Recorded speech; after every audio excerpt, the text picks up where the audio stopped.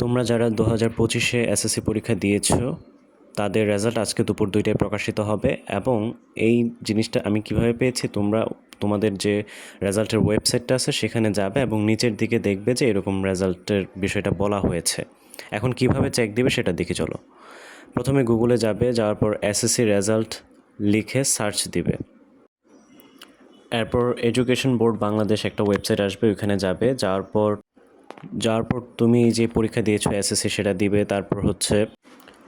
তারপর তুমি কোন বছর পরীক্ষা দিয়েছো সেই বছরটা দিবে 2025। তারপর কোন বোর্ড থেকে পরীক্ষা দিয়েছো সেই বোর্ডটা তোমরা দিয়ে দিবে। এরপর রোল নাম্বার, এরপর রেজিস্ট্রেশন নাম্বার, এরপর শেষে একটা যোগ বা বিয়োগ থাকে এরকম, ওইটা ক্যালকুলেশন করে দিয়ে তারপর সর্বশেষ যে কাজটা সেটা তোমরা সাবমিট করে দিবে।